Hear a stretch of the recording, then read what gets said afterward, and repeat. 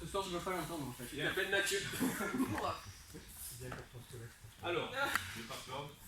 Jusqu'à présent, j'ai tué personne.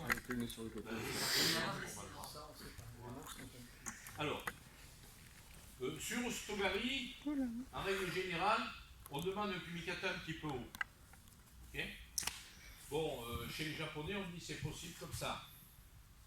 C'est possible, mais c'est difficile. Après, on dit les grands, c'est fait pour faire autre chose.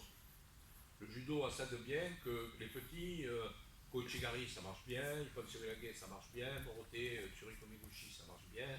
Les grands, Araigoshi, Uchimata, Ashiguruma, Taiotoshi, c'est un peu entre les deux, ça va bien au grand, ça va bien au moyen.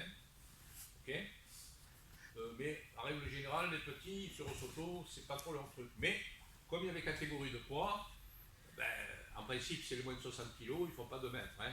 Donc, c'est tous à peu près pareil. Et à partir de là, bien entendu, ils peuvent faire un Stogari de la même façon. Donc, un kumikata plutôt haut et 2 façons de rentrer. Alors, mets les 2 pieds sur la même ligne. Écarte tes pieds, tes jambes. Voilà. Première possibilité, c'est l'entrée directe. L'entrée directe est banale, où je vais avancer le pied gauche, où je vais en même temps déplacer mes hanches à la hauteur de ces hanches, ou avec une traction, je vais amener le pied contre moi, tout le poids du corps est sur sa jambe droite, je monte la jambe et je saute. D'accord? Ça, c'est au Sotogari. Je sais plus que dommage.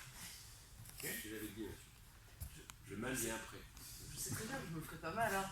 Mais c'est comme avant de monter dans un grand 8. On a toujours le stress.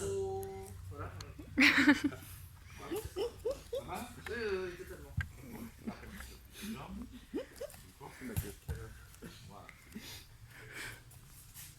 Donc c'est possible comme ça. Sur Osoto Otoshi, le principe est à peu près le même. Je vais glisser ma jambe gauche, je vais amener Uke sur moi, je vais monter ma jambe et je vais poser mon pied le plus loin possible à l'intérieur et je vais... Ça c'est Osoto Otoshi.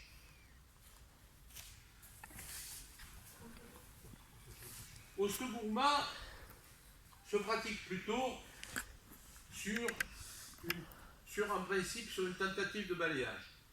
C'est-à-dire, Uke, tu vas faire un plat latéral par là-bas. Voilà, comme ça, encore. Voilà, ici. Ici, moi, je balaye. Et surtout, tu laisses ton pied. D'accord. Déplace. Encore. Voilà, encore.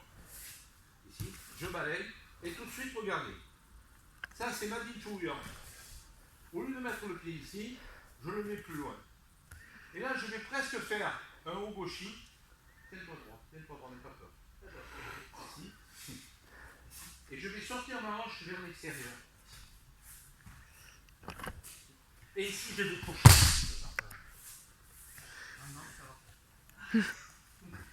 Tu ouvres le passage de balayage. Je balaye les deux. Mes hanches sortent complètement à l'extérieur. Ça, c'est l'explication technique. Okay. Après, on va voir d'autres formes pour entrer au Sotogari, une forme en cercle, tout ça, qui est un petit peu différent. Donc, je refais sans chute. La première, sans chute, c'est pas peur. D'accord, oui, non, Je écarte les jambes. Voilà. La première, 1, 2, contact. Je monte la jambe, je fauche, ma tête descend, ma jambe monte. Fauchage. Deuxième, le principe va être le même. 1, 2, mais simplement, je vais garder mes appuis. C'est-à-dire que j'ai un appui ici, et je vais avoir un appui très loin entre ces jambes, ici, très fort. Et ici, je vais tourner la tête et je vais jeter. Hein? Voilà. Troisième, va se faire plutôt sur un balayage, un pas latéral. Je balaye, hop, je pose mon pied au lieu de le poser à la même hauteur, légèrement derrière. Je sors mes fesses et avec ma jambe ici, je vais tout balayer. Pas de chute. Ça compte pas pour une chute. D'abord, tu l'as ralenti, c'était. D'abord, tu l'as mal faite. Alors ça compte pas. Ah non, mais je pensais que ça comptait dans les demi-chutes. Tu l'as mal faite, ça compte pas. D'accord. Ça y est, on fait ces trois techniques. Après, on va rentrer un petit peu dans les détails. Puis on va travailler sur la forme en cercle.